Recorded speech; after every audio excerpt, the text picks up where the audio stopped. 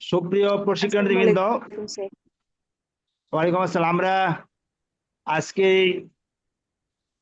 April মাসের শেষ দিন রাত 9টা ক্লাসে আসছি। সারাদিন আমরা ব্যস্ত ছিলাম বিভিন্ন কাজকর্মে।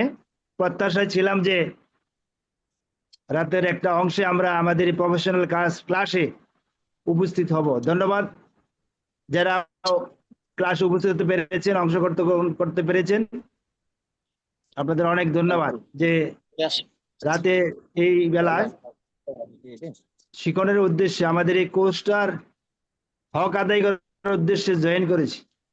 যারা জয়েন করতে পেরেছেন তাদেরকে ধন্যবাদ, আর যারা জয়েন করবেন তাদেরকে অগ্রিম শুভেচ্ছা। আর কি যারা পারেননি তারা যেন আগামী দিন আমাদের সাথে সম্পৃক্ত হতে পারে, আমরা তাদের জন্য দোয়া করছি। শুরুতেই আমি বলবো যারা জয়েন করেছি আমরা আমাদের সবারই সেটে মিউট করে রাখবো যাতে আমাদের একজনের ডিস্টার্ব যাতে না হয়। ওই দিন একটা ঘটনা ঘটছে, আপনারা যারা উপস্থিত আছেন তাদেরকে বলি যে একজন ক্লাসে জয়েন দিয়ে উনি হয়তো রাস্তায় বা কোনো জায়গায় ছিলেন, তো ফলে দেখা যাচ্ছে যে স্যারের ক্লাস যে নিচ্ছে, স্যারের ক্লাসের সাউন্ড আর বাইরে যে ঘুরছে তার সাউন্ড এমন হচ্ছে যে মনে হচ্ছে বাইরে যে ঘুরতেছে সেই সাউন্ড করতেছে। তৃতীয় একজন বলতেছে যে তাহলে তুই স্যারকে বন্ধ করে দিই। তৌহিদুল ইসলাম স্যার যে ক্লাস নিচ্ছে, তৌহিদুল ইসলাম টিচার, ওই টিচারের নাম উনি জানেন না, সেই জন্য উনি বলছেন তৌহিদ স্যারকে বন্ধ করে দিই। তৌহিদ স্যার বলে নাই, তৌহিদুল ইসলামকে বন্ধ করে দিই। তাহলে ব্যাপারটা কেমন হলো? এরকম যেন পরিস্থিতি না হয় আর কি। ঠিক আছে, আমরা যারা সেট ব্যবহার করবো সাবধান থাকবো যে আমার ডিস্টার্ব দ্বারা যেন সবার ডিস্টার্ব না হয়। হইতে পারে মনের ভুলে হয়েছে, ইচ্ছাকৃত করে নাই, এরপরও সতর্ক থাকবো। তো আজকের যে বিষয়টা শিখন ও শিখন যাচাই, এই ক্লাসটা আমরা আলোচনা করব। গত ক্লাসে শিখন ও শিখন যাচাই আমরা একটা মতবাদ নিয়ে আলোচনা করেছিলাম। তাহলে আমি একটা প্রশ্ন রাখতে চাই, কে বলতে পারবেন শিখন মতবাদ কত প্রকার? কেউ বলতে পারবেন শিখন মতবাদ কত প্রকার পড়েছি, আমরা আলোচনা করেছি?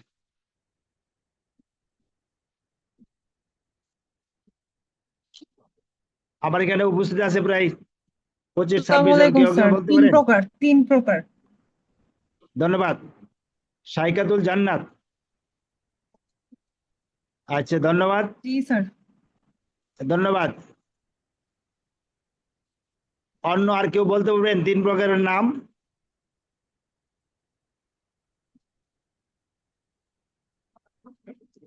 যে কেউ 3 প্রকার মতবাদ কি কি?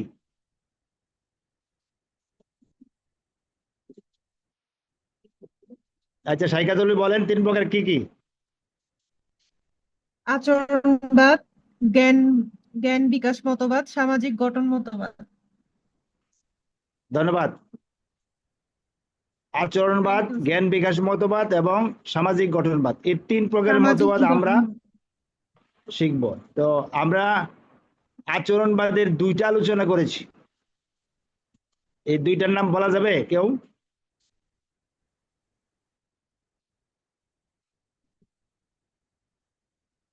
দুইটা আচরণবাদে আলোচনা করেছি। একটা ছিল বিড়াল নিয়ে, আর একটা ছিল না, একটা ছিল কুকুর নিয়ে, আর একটা ছিল বিড়াল নিয়ে।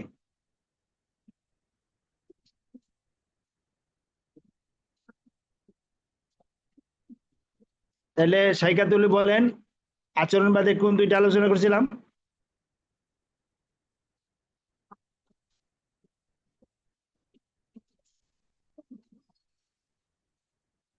সাইকাতুল,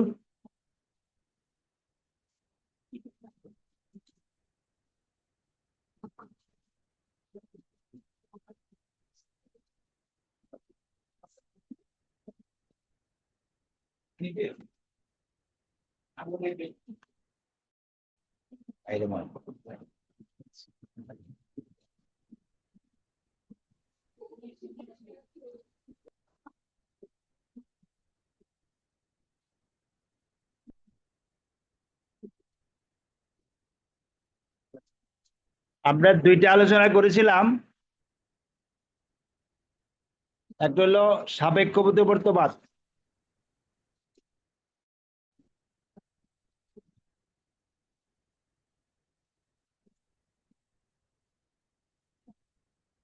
একটা হলো পেভলভের সাপেক্ষ প্রতিবর্তবাদ, আর একটা ছিল বুলু সংশোধনের মতবাদ থর্নডাইকের।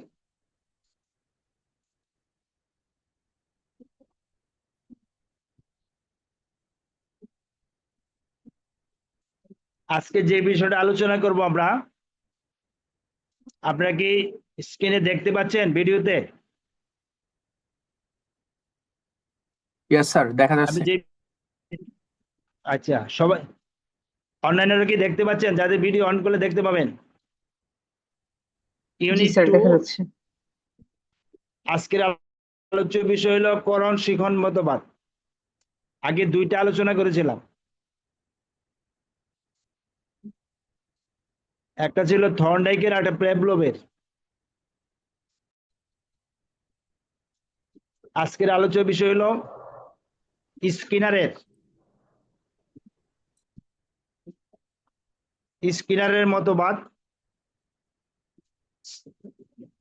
এটা হলো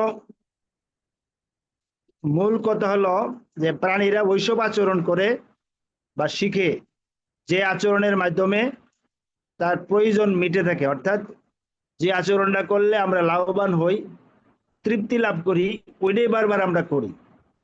এটা হলো তার মতবাদের মূল বিষয়। কে মতবাদটি দিয়েছিলেন? স্কিনার। স্কিনার। আমরা দেখতে পাচ্ছি, হ্যাঁ স্কিনার। আমরা দেখতে পাচ্ছি যে 1904 সালে তার জন্ম, 1990 সালে তার মৃত্যু। সে ছিল আমেরিকান মনোবিজ্ঞানী।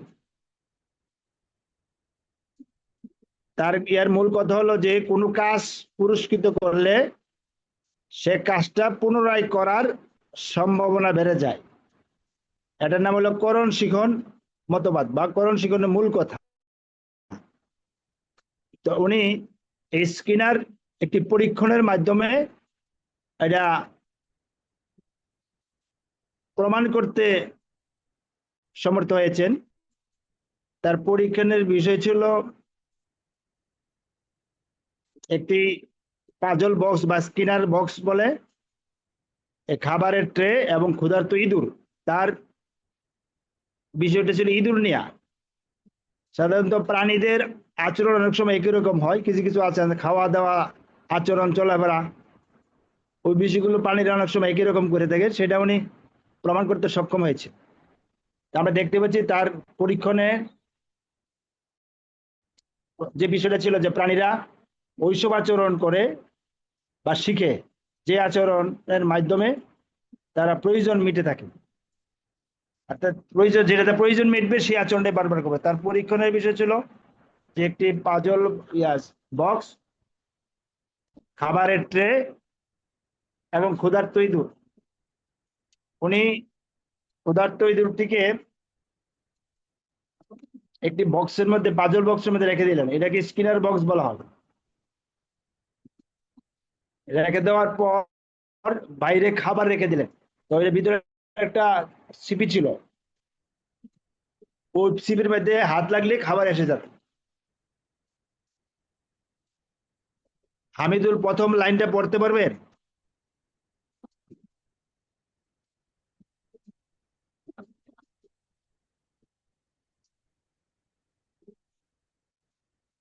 আমার কথা শুনতে পাচ্ছেন? যে কেউ আওয়াজ করেন।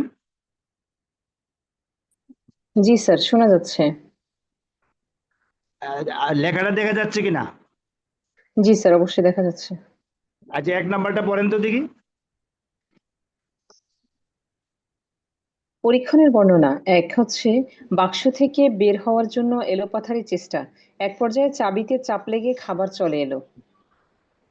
ইঁদুর খেয়ালই করেনি চাপ লাগলে খাবার আসে, ইঁদুরের খেয়ে তৃপ্তি হলো। স্যার 2 নাম্বার কি পড়বো? হ্যাঁ বলেন। এভাবে দ্বিতীয় ও তৃতীয়বার দৈবাত চাবিতে চাপ পড়লো এবং খাবার এলো, খেয়ে তৃপ্তি পেল। চতুর্থবার সরাসরি চাবিতে চাপ দিল এবং খাবার আশায় খেলো। এরপর ঘন ঘন চাবিতে চাপ দিয়ে খাবার খেতে থাকলো। ইঁদুরটা শিখলো যে চাবিতে চাপ দিলেই খাবার পাওয়া যায়। এই থেকে চাবিতে চাপ দিয়ে ইঁদুর খাবার খাওয়ার উপায় হিসাবে নিল। এখানে জি স্যার। স্কিনার এটা প্রমাণ করছেন যে এই যে পানিটা প্রথমবার কোথায় লাগলে খাবার আসে সে জানতো না। এলোপাথারি ঘুরতে করতে কাজ করতে হলো, হঠাৎ করে একটা ছিপির মধ্যে হাত লাগলে দেখলো খাবার এলো। এইভাবে এক দুবার আসলো, তৃতীয়বার ওইভাবে নিল, চতুর্থবার আর সে এলোপাথারি দিল না। ওই যে ছিপিটা সে শিখে গেল যে এই জায়গায় চাপ লাগলেই খাবার আসে। খাবার আসে। তো ওই জায়গায় চাপ দিল, খাবার আসলো, সে ক্ষুধা নিবারণ করলো। এইভাবে সে ওই জায়গায় আবার চাপ দিয়ে আসলে খাবার পেতে লাগলো। অর্থাৎ তার খাওয়ার পর যে তৃপ্তি আসে, তৃপ্তি আসার পর সে ওইটাকে খাবারের অবলম্বন হিসেবে বেছে নিল। তো উনি এই আচরণটাকে বিশ্লেষণ করে এটাই প্রমাণ করলেন যে প্রাণীরা ওই কাজটাই করে যে কাজটা করলে তার তৃপ্তি হয়। ওনার পরীক্ষণ দ্বারা এটাই প্রমাণ করতে চেয়েছেন এবং প্রমাণও করলেন। তাহলে এই যে পরীক্ষণটা করছেন, এই পরীক্ষণের সফলতা আসবে কয়টা শর্ত যদি সঠিক থাকে। এক নম্বর হলো যে তার পরীক্ষণের যে ইঁদুরটা ছিল, ইঁদুরটা ক্ষুধার্ত হতে হবে। দুই নাম্বার, নির্ভুল প্রতিক্রিয়া পর্যবেক্ষণ করতে হবে। নির্ভুল প্রতিক্রিয়া, নির্ভুল প্রতিক্রিয়া বলতে যে খাওয়া পাওয়ার জন্য সে যেই চেষ্টাটা করছে সে ভুল করে নেই, ওই সিবিটির চাপ দিয়েছে। পেশনা সৃষ্টির কারণ প্রাসঙ্গিক হতে হবে, অর্থাৎ তার যে খাওয়া পাওয়ার যে পেশনাটা যা প্রাসঙ্গিক ছিল, অর্থাৎ ক্ষুধা লাগার পরে সেই চেষ্টাটা করছে, অযথা করেনি, ক্ষুধা লাগার জন্য এটা করেছে। ওইটাই ছিল তার প্রাসঙ্গিক। নির্ভুল প্রতিক্রিয়া প্রাণী ক্ষমতার মধ্যে হতে হবে। অর্থাৎ এখানে বোঝাতে চাচ্ছে যে যে সেই প্রতিক্রিয়া করবে সেই প্রতিক্রিয়াটা তার সামর্থ্যের মধ্যে বা ক্ষমতার মধ্যে থাকতে হবে।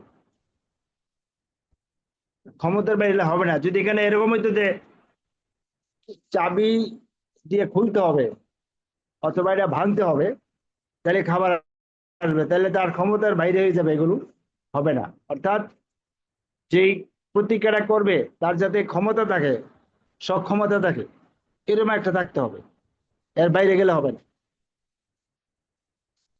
5 নম্বরে বলছে প্রেষণার জন্য তাগিদ থাকতে হবে। প্রেষণা মানে কি? তৃপ্তি। তৃপ্তিটা মানে কি? খাওয়াটা খাইলে তার ক্ষুধা নিবারণ হয়, এই যে তার একটা প্রেষণা, এর তাগিদ থাকতে হবে।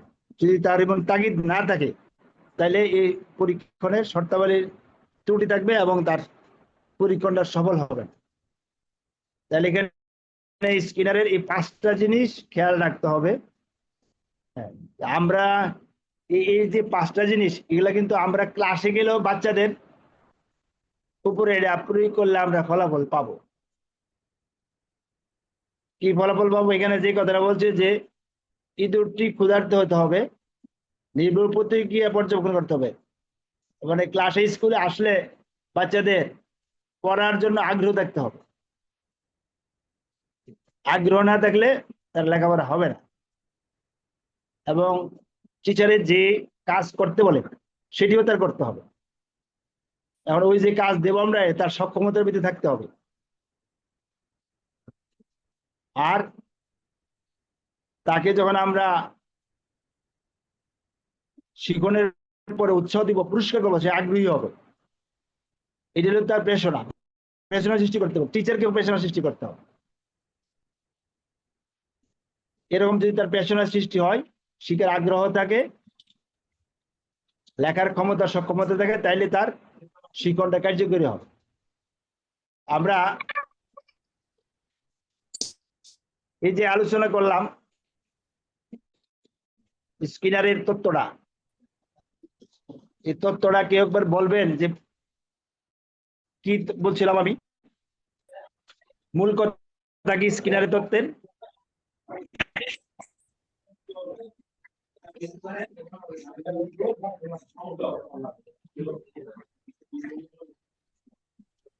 স্যার মূল কথা ছিল কোনো কাজে পুরস্কৃত করলে আচ্ছা না পুনরায় সে ভাইয়া কাজ তাই নাকি করার আগ্রহ কেমন বেড়ে করে যায়। এখানে ফেলে রাখছেন আপনারা কি তোমার ভাইয়া স্যার এখানে মূল কথা দেখতে মিস পাচ্ছেন? অনেক ব্যস্ত মেঝেতে টাঙ্গিয়াটা ওইভাবেই জি স্যার। আমি কথা যদি হলো, ছেলে মারতে আমি যদি কোনো কাজে পুরস্কৃত করলে সে কাজটা পুনরায় করার সম্ভাবনা বেড়ে যায়। এটাই করণ শিখনের মূল কথা। কোনো কাজে পুরস্কৃত করলে সে কাজটা পুনরায় করার সম্ভাবনা বেড়ে যায়, এটাই করণ শিখনের মূল কথা। এটা মনে রাখবেন। স্কিনারের মতে প্রাণীরা ওইসব আচরণ করে বা শিখে যে আচরণের মাধ্যমে তার প্রয়োজন মিটে থাকে। ঠিক আছে, এটাই ছিল তার মূল কথা। এখন আমরা শিখনের ক্ষেত্রে এই স্কিনারের মতবাদের কি কাজে লাগাইতে পারি ক্লাসে, স্কুলে বা পড়ার ক্ষেত্রে, তাই না? দেখি আমরা উনি কি বলছেন, একটু পড়েন একজনে।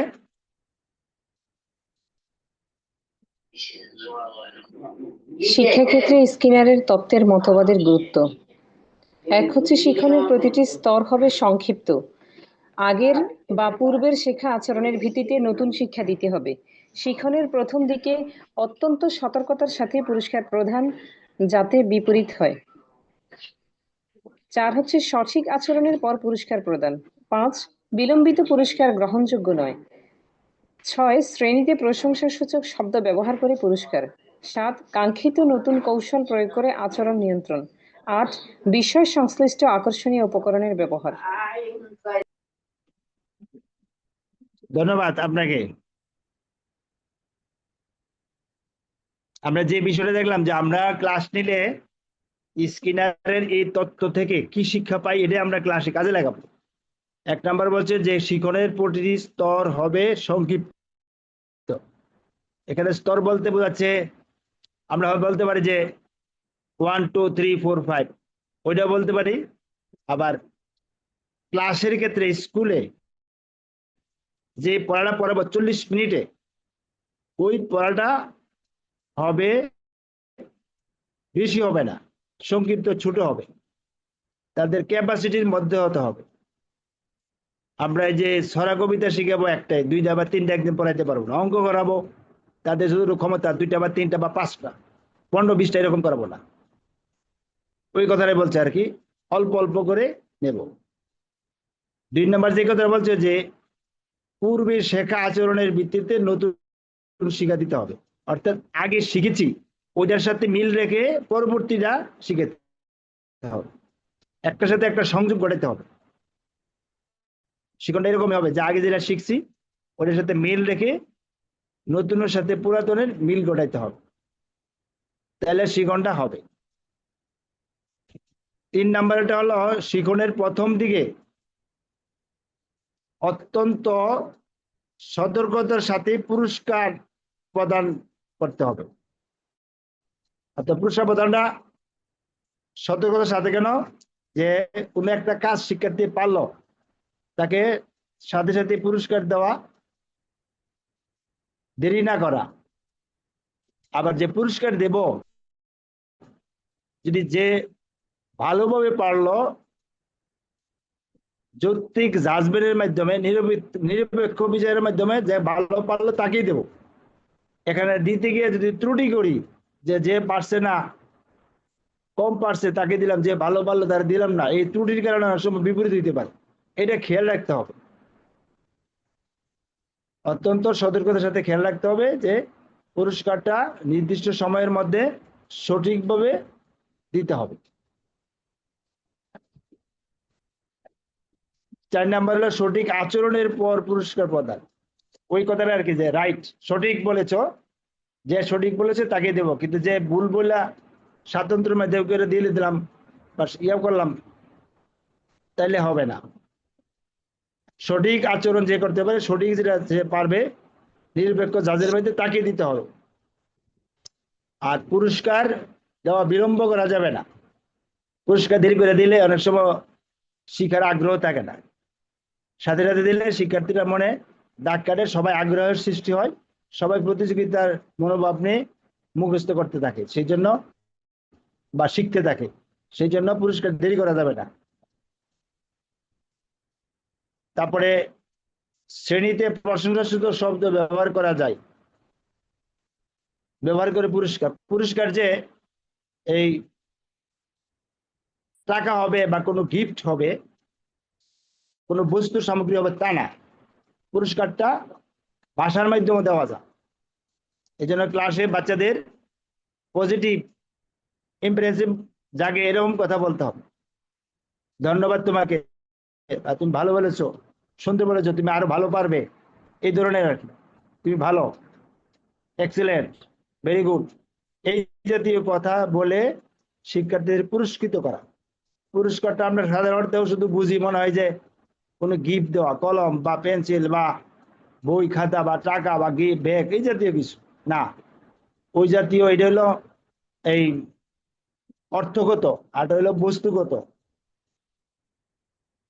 মনস্তাত্ত্বিক। আমি দুইটা কথা বললাম, সুন্দর ওয়ার্ড বললাম, তাকে বাহবা দিলাম, থ্যাংক ইউ বললাম, এক্সিলেন্ট বললাম, এই শব্দগুলো বললে তারা বেশি তৃপ্তি পায়। এই জন্য হ্যাঁ, এই জন্য তাদেরকে প্রশংসা সূচক শব্দ ব্যবহার করে পুরস্কার দিতে হবে। তারপরে কাঙ্ক্ষিত নতুন কৌশল প্রয়োগ করে আচরণ বিশ্লেষণ নিরূপণ। নতুন কৌশল বলতে যে শিক্ষা দানের পদ্ধতি এবং কৌশল আছে, এই কৌশলগুলো আমরা নতুন নতুন ভাবে প্রয়োগ করব। কি রকম হইতে পারে, যেমন আমরা একজনকে বললাম যে একটা প্রশ্নের উত্তর বলো, সাপোজ পি নামে একজনকে বললাম তুমি এটা বলো, এটার উত্তরটা কি হবে বলো, একটা প্রশ্ন করলাম, ছোট প্রশ্ন, পি উত্তরটা বললো, তখন আমি কি করব, যে পি কে বাহবা দিব না, ঠিক আছে তুমি বলছো, তুমি দাঁড়াও, আরেকজনকে বলবো যে তুমি বলো তো উত্তরটা কি, তখন সে যদি পি এরটাই আবার বলে অথবা সঠিকটাই বলে, তাহলে দুজনকে বাহবা দিয়ে দুজনকে পুরস্কার দিতে পারি। আবার যদি পি ভুল বলে, তাকে বলে ঠিক আছে, আরেকজনকে বললাম, ডি কে বললাম তুমি বলো, ডি শুদ্ধ বললো, তখন তাকে বললাম যে তোমারটা যে বলেছো তোমারটা তো সঠিক না, ওরটা সঠিক হয়েছে, তখন যে ডি বলতে বললো তাকে আমরা পুরস্কৃত করলাম। এইভাবে ক্লাসে কৌশল কৌশল প্রয়োগ করে করে পুরস্কৃত করতে পারে। এটা হলো নতুন নতুন কৌশল প্রয়োগ করে আচরণের পুরস্কার। তারপরে লাস্টে যে কথাটা বলতে চাচ্ছিলাম, আমি তোমাকে বুঝাই, তুমি যে একা একা তুললাই ভাবে, তুমি কি জিজ্ঞাসা করছো? এই শাহনাজ 15 দিনে পাখি, শাহনাজ পাখি, ঠিক, ধন্যবাদ। আচ্ছা, জেরিন সাইমা আমার আলোচনা শুনছেন? কথা বলবেন আপনি একটু। জেরিন সাইমা,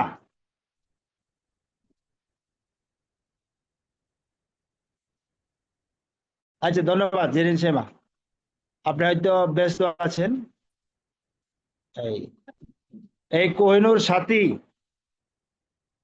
কোহিনুর সাথী কি শুনছেন আমাকে?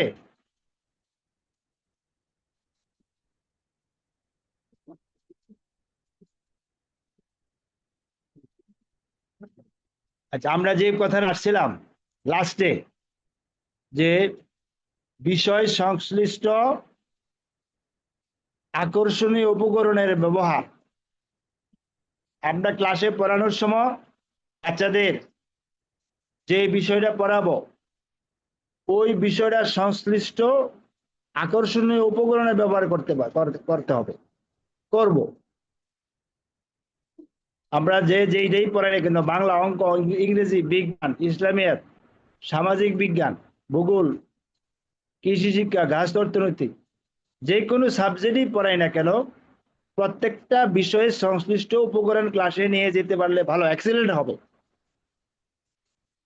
এখন এই উপকরণটা কি হবে, যেমন আমি কোরআন শরীফ পড়াবো বা কোরআনের সূরা পড়াবো, আমি কোরআন শরীফটা নিয়ে যেতে পারি সাথে করে পবিত্র হয়ে, অথবা আমি ইবাদত পড়াবো ক্লাসে, ইবাদত পড়ালে একটা মসজিদের ছবি নিতে পারি, অথবা নামাজের ছবি নিতে পারি, অথবা আমরা এই যে ঈদ পড়াবো চাঁদের ছবি নিতে পারি, এই জাতীয় আর কি। যদি সামাজিক বিজ্ঞানে আমরা এই যে ইতিহাস পড়াই, তাহলে কয়েকজন ইতিহাসবিদের ছবি নিতে পারি। তারপর যদি আমরা ঘাস অর্থনীতি পড়াই, রান্না বান্না শিখাতে যাই, তাহলে ওইখানে রান্নার কিছু জিনিসপত্র নিয়ে যেতে পারি। আমরা বিজ্ঞানের ক্লাসে গাছ পড়াবো, গাছের বিভিন্ন অংশ পড়াবো, একটা গাছ মরিচ গাছ নিয়ে যেতে পারি, বা এরকম মরিচ গাছ ছবি এঁকে নিয়ে যেতে পারি। ফুল পড়ালে বিভিন্ন ফুল, ফুলের কয়টি অঙ্গ বা অংশ, একটা ফুল বাস্তব ফুল নিয়ে যাব, অথবা বাস্তব ফুলটা সুন্দর করে বাসায় এঁকে আলাদা আলাদা অংশ চিহ্নিত করে একটা পোস্টার বানিয়ে নিয়ে যেতে পারি। মানে আপনি যেই বিষয় পড়ে না কেন সেই বিষয়ের একটা উপকরণ নিয়ে যেতে হবে। বাংলা সাহিত্য পড়াবো, বাংলা সাহিত্যে যে গল্পটা পড়ো, গল্পের লেখককে যদি কবি নজরুল হয়ে থাকে, বা কবিতার লেখক কবি নজরুল, কবি নজরুলের ছবি প্লাস তার জন্ম মৃত্যু, তার লিখিত বই, এই ধরনের একটা পোস্টার তৈরি করে নিতে পারি। মানে যে বিষয়টা পড়াবো ওই বিষয়টার সাথে সংশ্লিষ্ট আকর্ষণীয় উপকরণ নিয়ে যাব, তাহলে বাচ্চারা আমার পড়াটা গ্রহণ করবে এবং মনোযোগ দিবে। আমরা শিক্ষণের পূর্ব শর্তেই বলেছিলাম যে পূর্ব শর্তের মধ্যে প্রথম হইল মনোযোগ, বাচ্চাদের মনোযোগ আনতে হবে। আমি যদি আমার পড়ার প্রতি বাচ্চাদের মনোযোগ আনতে না পারি, তাহলে আমি ব্যর্থ শিক্ষক। বাচ্চাকে আমার পড়ার মনোযোগ আনতে হবে। আমি ক্লাসে গেলে এই জন্য বাচ্চারা সবাই চুপ থাকে, ছাত্ররা ছাত্রছাত্রীরা সবাই চুপ থাকবে, এবং আমি কি বলছি সেই কথাগুলো এরা মনোযোগ দিয়ে শুনে। সেই জন্য ক্লাসে গিয়েই একটা সিচুয়েশন বা একটা উপকরণ বা যে কোনো একটা পরিস্থিতি সৃষ্টি করতে হবে, যাতে করে মনোযোগী হয়। তারপরে মনোযোগী করার পর তারপরে তাকে আমরা পড়ার মধ্যে আলোচনায় নিলে সে আলোচনা শুনবে এবং শিখানো হবে। এই জন্য এটার একটা অস্ত্র হলো পাঠ সংশ্লিষ্ট উপকরণ নাও। আপনি যদি হাতে করে কোনো একটা জিনিস নিয়ে যান, বাচ্চা রাগ দিবে, কি আনলো, এরা মনোযোগী হয়ে আগ্রহী হয়ে যায়, তাই না? আপনার দিকে দেখতে চেষ্টা করবে, পড়ার প্রতি মনোযোগ দিতে চেষ্টা করবে। এই ধরনের কৌশল ক্রিয়া যদি আমরা নিতে পারি, তাহলেই আমাদের শিক্ষণটা সার্থক হবে, বাচ্চারাও শিখবে। এখানে শিক্ষাক্ষেত্রে স্কিনারের তত্ত্বের যে গুরুত্ব দিয়েছেন, আমরা 8টা বিষয়, এই 8টা বিষয় খুবই উপকার। আমাদের ক্লাসের ক্ষেত্রে এটা খুবই গুরুত্বপূর্ণ। আমরা টিচার হিসেবে যে কোনো ক্লাসে হোক না কেন, এখানে যে 8টা বিষয় দিছে, আমার ক্লাসে আমি 8টা না পেরে 4টেও যদি প্রয়োগ করি, তাহলে আমার ক্লাসটা অনেকটা সফল হবে এবং বাচ্চারা মনোযোগী হবে। বর্তমান মোবাইলের যুগ, এই মোবাইলের যুগে বাচ্চাদের মন মানসিকতা বিভিন্ন দিকে দৌড়াদৌড়ি থাকে, ছুটাছুটিতে থাকে। ক্লাসে বসলে বান্ধবীদের সাথে বাসার যে মোবাইল বা বর্ণনা এগুলো নিয়ে আলোচনায় ব্যস্ত থাকে, পড়ার দিকে মন দিতে চাই কম। সেই মনটাকে পড়ার দিকে আনার জন্য আপনার আমার অনেক দায়িত্ব আছে। সেই জন্য ক্লাসে গেলে এদেরকে আমার মুখী করার জন্য, পড়ার মুখী করার জন্য, পড়ায় মনোযোগী করার জন্য বিভিন্ন ধরনের কলা কৌশল ব্যবহার করতে হবে। এর মধ্যে এই সবচেয়ে বেশি আকর্ষণীয় অস্ত্র হলো আকর্ষণীয় উপকরণ ব্যবহার করা। এই আকর্ষণীয় উপকরণটা কিভাবে, কোথায়, কখন, কিভাবে ব্যবহার করব, এটা আমরা বাস্তবে ক্লাস আমাদের কলেজে বাস্তবে প্রশিক্ষণের মধ্যে দেখাবো। উপকরণ তৈরির নিয়ম আছে। আপনি উপকরণ তৈরি করলেন, সারা রাত বেবি তৈরি করলেন, 3-4 পৃষ্ঠা লেখলেন, ওইটার জিরো, তার মানে বিপরীত প্রতিক্রিয়া হবে। কেন হবে? আপনি উপকরণ তৈরি করে টাঙ্গাইলেন, কেউ পড়তে পারে না, দূর থেকে হিজিবিজি, বুঝে না, ছবি আঁকলেন দেখে না। তাহলে উপকরণ কিভাবে, কোথায় তৈরি করতে হবে, সাইজ করতে হবে, লেখার সাইজ কত হবে, 1 পৃষ্ঠায় কয়টা লিখতে হবে, কি কি বেশি লিখতে হবে, এগুলো একটা নিয়ম কানুন আছে। বিএড প্রশিক্ষণে এগুলো জানতে হবে। সবাই পারবে না, উপকরণ সবাই লিখতে পারবে না, তৈরি করতে হবে। তো সবাই পারবে লিখতে, কিন্তু বাস্তব ভিত্তিক ফলপ্রসূ হয় এমন উপকরণ তৈরি, আকর্ষণ তৈরি করতে পারবে না। টেকনিক্যাল বিষয় আছে, এগুলো জানতে হবে। জানার জন্যই ক্লাসে আমরা যখন TP1 সেশন নেব তখন দেখতে পাবো। ঠিক আছে? তো আজকের এই আলোচনায় আমি যে বিষয়গুলো আলোচনা করলাম, প্রথমে স্কিনারের মূল কথা বললাম, তারপরে তার পরীক্ষণটা আমরা পড়লাম, তারপরে শর্তাবলী পড়লাম, তারপরে আমরা শিক্ষণের ক্ষেত্রে মতবাদ পড়লাম। পরীক্ষায় এইভাবে আসতে পারে যে স্কিনারের মূল কথা কি, তার তত্ত্বটি বর্ণনা করুন। আপনি কিভাবে স্কিনারের তত্ত্ব শ্রেণীকক্ষে প্রয়োগ করবেন লিখুন। আমি বুঝাতে পেরেছি? জি স্যার। এইভাবে স্যার একটু আরেকবার প্রশ্নটা বললে ভালো হয়। প্রশ্নটা তো যে স্কিনারের তত্ত্বের মূল কথা কি,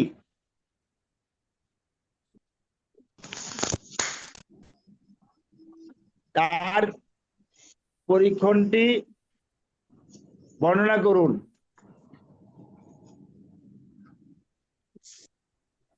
অথবা তার তত্ত্বটি বর্ণনা করুন। এরপরে আসতে পারে শিক্ষা ক্ষেত্রে আপনি কিভাবে এই তত্ত্বের প্রয়োগ করতে পারেন। শিক্ষা ক্ষেত্রে কিভাবে এই তত্ত্বটি প্রয়োগ করতে পারেন। এই হাবিবা আক্তার, আমার কথা শুনছেন? হ্যাঁ স্যার, আসসালামু আলাইকুম, আপনার কথা শুনতেছি। আচ্ছা, ধন্যবাদ ধন্যবাদ। আজকে স্যার আপনাকে একটা যে কথা ছিল তত্ত্বটা পড়ালাম, হুম। যে বলেন। স্যার কথাটা হচ্ছে, আমি বেসরকারি স্কুলেও জব করেছি, আপাতত একটা সরকারি এনটিআরসির মাধ্যমে নিয়োগ হয়েছে। তো ওখানে আপনার স্যার বাচ্চাদের গার্জিয়ানরা সচেতন না, প্লাস বাচ্চারাও সচেতন না। তো ওখানে স্কুলের কর্তৃপক্ষরাও সচেতন না। বাচ্চাদের আমি তো নতুন গিয়েছি, তো 1 মাস ক্লাস নিচ্ছি, বাচ্চারা মনোযোগী না ক্লাসে, প্রচুর ডিস্টার্ব করে এবং ওদের বিভিন্ন ভাবে মনোযোগ আনার জন্য আমি ওদের প্রথমে ভালো করে বুঝাই। হাইস্ট গেলে 5 থেকে 10 মিনিট ওরা নীরব থাকে, কিন্তু এরপরে ওদের আর কন্ট্রোল করা যায় না। তো ওদের যদি পড়া দেয়, ওরা হোমওয়ার্ক নিয়ে আসে না। এখন এই ক্ষেত্রে আমাদের করণীয় কি? আমরা নতুন চারজন গিয়েছি, আমাদের সবার সাথে এরকমই হচ্ছে। আচ্ছা, তো এই ধন্যবাদ ক্ষেত্রে আমরা কিভাবে ফেস করব? ধন্যবাদ। শুনেন, আমি কথাটা উত্তর দিচ্ছি, যদি লাইন কেটে যায় সবাইকে ধন্যবাদ। আগামী ক্লাসে দেখা হবে। আর যদি লাইন থাকে, কথা আলোচনা করছি, আজকে যারা অংশগ্রহণ করেছেন সবাইকে আন্তরিক ধন্যবাদ। আগামী ক্লাসে আবার দেখা হবে। আপনার প্রশ্নের উত্তরটা দিচ্ছি, যে আপনি ক্লাসে গিয়ে 40 মিনিটের ক্লাস, ওই ক্লাসটা আপনি সবসময় বাচ্চাদের লিখাতে চেষ্টা করবেন। প্রথমে যাই একটা গল্প বলবেন, মানে একটা অভিনয় করবেন, অথবা হঠাৎ একটা কিছু করে একজনকে ধমক দিয়ে দাঁড় করালেন, কিছুই বলবেন না, হঠাৎ করে ধমক দিয়ে একটা দাঁড় করালেন, দাঁড় করালে দেখবেন সবাই হয়ে যাবে, কি হয়েছে, ব্যাপারটা কি হলো, তারপর আরো এত করে বসাই দিলেন। মানে এই ধরনের বিভিন্ন ধরনের কলা কৌশল প্রয়োগ করতে হবে। এইটা হলো কলা কৌশল। তারপরে ক্লাসে গেলে গল্প অথবা নাটক অথবা যে কোনো একটা সমসাময়িক ব্যাপার নিয়ে একটু আলোকপাত করলেন, করার পরে আপনি যে পড়াটা পড়াবেন অথবা পড়া দিয়েছিলেন, ওইখান থেকে একদম সহজ বিষয় হয় 2-3 লাইন লেখা লাগে, এই ধরনের একটা কিছু লেখা দিবেন, তোমরা সবাই লিখে দেখি, তাই না? এইভাবে হ্যাঁ স্যার, তাদেরকে দিয়েছি। আপনার নিয়ন্ত্রণ বাচ্চারা এই কাজও করতে চায় না, মানে তারা এতটা অনাগ্রহ। আমি যা আচ্ছা, দেখলাম আমার আর কি। কথা আমি আবারও বলছি, শুনেন, হুম আমি আবারও বলছি, আবার শুনেন। আপনি পড়া দিবেন, বাচ্চা মা বাবারা বাসায় মোবাইল দেখে, টিভি দেখে, বিভিন্ন কাজকর্মে লাগাই দেয়, বাসায় গিয়ে পড়বে না। আর আপনি যদি দুইটা একটা লাইন পড়াইতে পারেন, একটা প্রশ্নের উত্তর শিখাইতে পারেন, এটাই এনাফ, বেস্ট। আপনি বিজ্ঞান পড়ান, ওই বিজ্ঞানের 3টা প্রশ্ন আছে, 3টা প্রশ্নের মধ্যে আপনি একটা বোর্ডে লাগাইলেন, ওই কোশ্চেনটা লাগাইলেন, এটা আবার 2 জনে দিয়ে পড়াইলেন, ওইটা শিখাইলেন, ওইটা শিখাইলো, আলহামদুলিল্লাহ। আর বেশি শিখানোর দরকার নাই। আপনি 40 মিনিটের জায়গাতে আপনি 10 মিনিট পড়ান, আর 15 মিনিট গল্প গুজব করেন, কিন্তু বাচ্চাদের নিয়ন্ত্রণে রাখেন। নিয়ন্ত্রণে আনার কৌশল আনতে হবে। আপনি কি টেবিল থাপড়াবেন, ডাস্টার দাবাইবেন, ব্যাট দাবাইবেন, নিয়ন্ত্রণে আনতে পারবেন না। আধুনিক যুগের বাচ্চাদের আপনার নিয়ন্ত্রণে আনতে হবে, যদি আপনি ভালো দক্ষ শিক্ষক হইতে চান। অনেক প্রসেস, অনেক কলা কৌশল আছে। হাতে করে একটা কিছু নিয়ে যাবেন, একদিন নিয়ে যাবেন একটা ফুল, একদিন নিয়ে যাবেন একটা আপেল, অনেক খেলা দিবেন, অনেক ধরনের খেলা আছে। আপনি গিয়ে বলবেন যে আমি 3টা কথা বলবো বা 4টা কথা বলবো, এই 4টা কথা দিয়ে বলতে হবে এটা কি, কে কে বলতে পারে দিকে, যারা বলতে পারে পুরস্কার দেবো। সব কাজ বলে আবার কি বলে রে, বলবেন যে আমি একটা ফল, আমার মধ্যে একটা বিচি, আমি সবুজ রঙের হই, লালও হই, আমি শীতকালে হই। বলো দি কে কে, আমি কে? আমার কথা বলছেন? এই ধরনের নতুন নতুন গেমস, এই ধরনের নতুন নতুন কলা কৌশল গেমস নিতে হবে বাচ্চাদের নিয়ন্ত্রণের জন্য।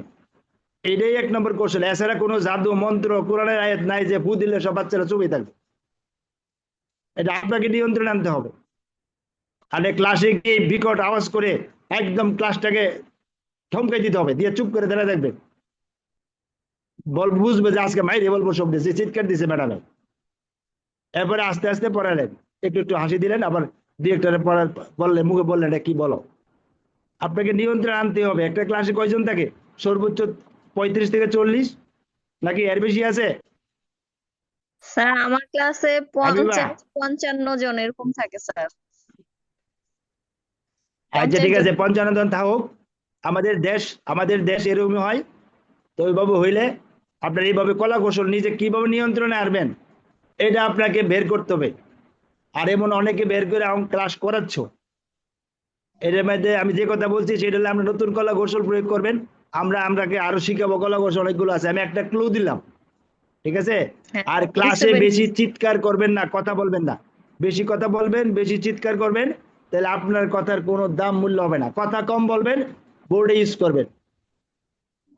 ক্লাসে গিয়ে বোর্ডে গিয়ে হইচু করে বড় করে লিখবেন, চুপ থাকি লেখা, চোখটা মাথাটা গরম করে একদম দাঁড়িয়ে রইলেন 1 মিনিট, সবাই পড়বে আর চুপ থাকবে। যেটা বেশি কথা বলে এর দাঁড়ায় সামনে আসো, তুমি তুমি এদিকে আসো, নিয়ে দাঁড় করালেন কেন, তুমি দাঁড়ায় যাও এখানে। মাইক দৌড় করবেন না, কিছু করবেন না। এই ধরনের অনেক কলা কৌশল আছে। যে গিলে গিলে করে সামনে গেলেন, গিয়ে সেটা বললেন এই তোমার কি, আবার এদিকে নিয়ে আসলেন সামনে, বোর্ডে দিলেন এই তুমি লেখো এটা, আমি বললি তুমি এটা লেখো। তুমি পারো না কেন, কথা বলতেছো, কারণ লেখো দেখি পারো কিনা, দেখবেন ধোকা হয়ে গেছে। এই ধরনের বিভিন্ন ধরনের কলা কৌশল করতে হবে, ক্লাস আপনার নিয়ন্ত্রণে আনতে হবে মাস্টারি করলে। আমার কথা বুঝতে পারছেন? হ্যাঁ স্যার বুঝতে পেরেছি। থ্যাংক এই ইউ ধরনের স্যার বিভিন্ন আপনাকে। কলা কৌশল। হ্যাঁ, আর আর শুনেন, আর হারা যাবে না, ধৈর্য সহকারে জিততে হবে আপনাকে।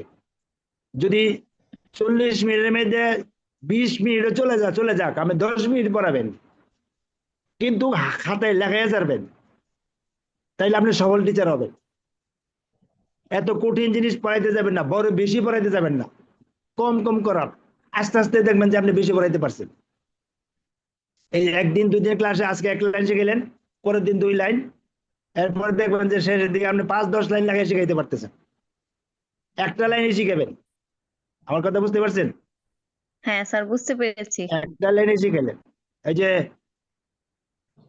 উদ্ভিদ ও প্রাণী কাকে বলে 2টা করে পার্থক্য লিখো।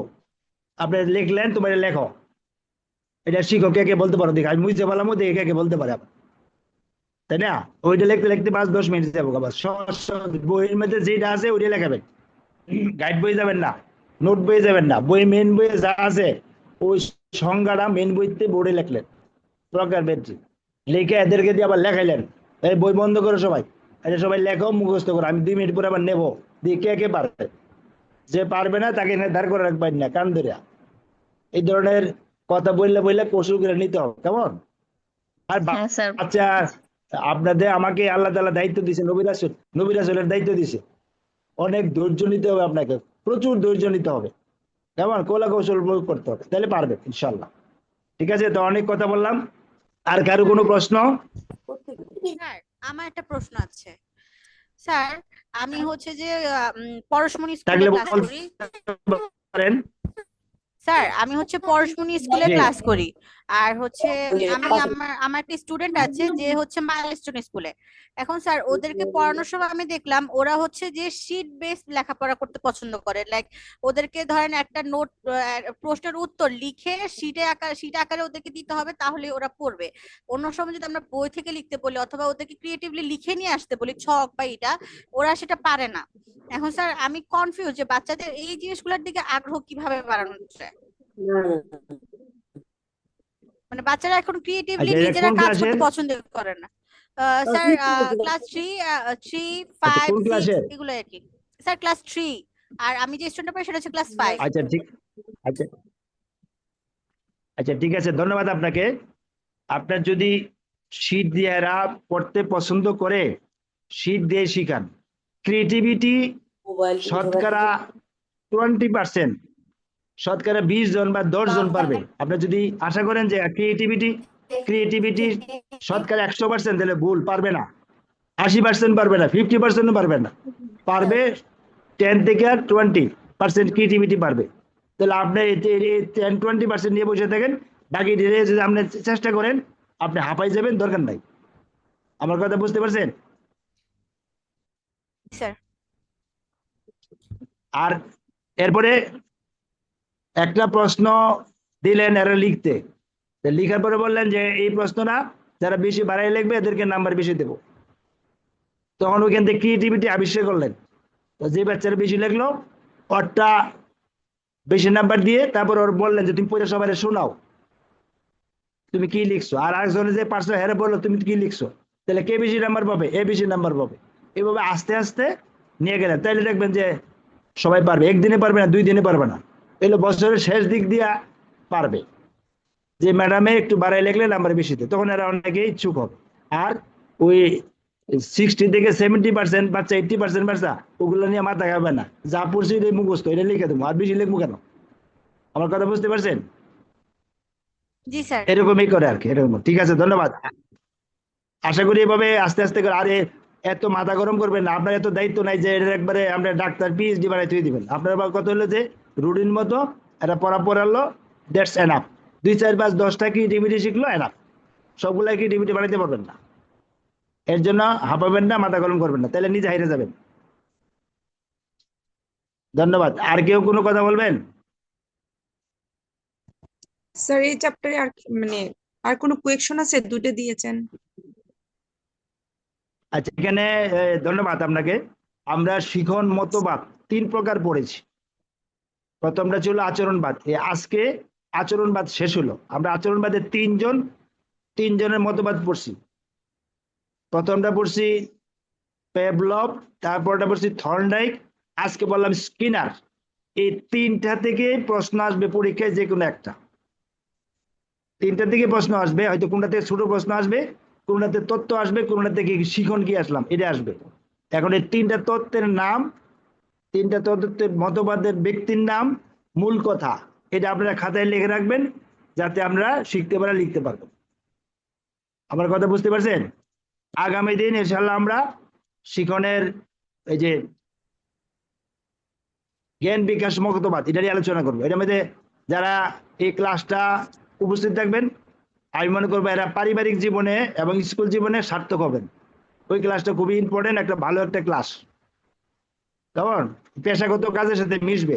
যারা শিক্ষকতা নাও করেন, ভবিষ্যতে আরো মা হবেন, বা আপনার সন্তান 12, 13, 14, 18 বছর হবে, তাদের কিভাবে নিয়ন্ত্রণ, তাদের কি কি ইচ্ছা আকাঙ্ক্ষা আছে, কিভাবে নিয়ন্ত্রণ করবেন, কি আচরণ করেন, এই কথাটাই আলোচনা হবে এটা। তো সবাইকে ধন্যবাদ আগামী ক্লাসে থাকার জন্য। আগামীকাল শুক্রবার ক্লাস হবে না, শনিবারে বিকালে ক্লাস হবে। ওই ক্লাসটা জি ইনশাআল্লাহ মজা করে স্যার। নেব। স্যার আজকের পিডিএফটা কষ্ট করে আশা দিয়ে করি দিন। আমরা থাকবেন, আর আশা করি আপনারা থাকবেন, থাকলে ওইখান থেকে অনেক কিছু শিখতে পারবেন, জানতে পারবেন, বাস্তব জীবনে আপনার কাজে লাগবে। যারা বাচ্চা আছে এদের কাজে লাগবে, যারা বাচ্চা হয় না ভবিষ্যতে হবে এদের আরো বেশি কাজে লাগবে। এর জন্য সবাইকে আমন্ত্রণ জানাচ্ছি ওই ক্লাসে উপস্থিত থাকবেন। কেমন? জি স্যার। আজকের ক্লাসে যারা ছিলেন, আপনার আশা করি আপনারা অনেক কিছু শিখছেন, জানবেন, আরো জানবেন। শিক্ষকতা হলো একটা ধৈর্য জিনিস, ধৈর্যের ব্যাপার। রেগে গেলেন হেরে যাবেন, কেমন? আর বর্তমান যুগের বাচ্চারা অনেক ট্যালেন্ট, অনেক কিছু। আমি মোবাইল চালাতে পারি না, আমার ছেলে অনেক কিছু জানে। তাই না? এদের বাতাসে বাতাসে অনেক শিখে ফেলা। এই জন্য আমাকে আপনাকে ধৈর্য ধরে এদেরকে নিয়ন্ত্রণ করতে হবে, কৌশল করে এদেরকে শিখাতে হবে। তো সবাইকে আন্তরিক ধন্যবাদ। যদি আর কারো কোনো কথা না থাকে তাহলে আজকের মতো এখানে শেষ করবো। আর কেউ স্যার কিছু বলবেন?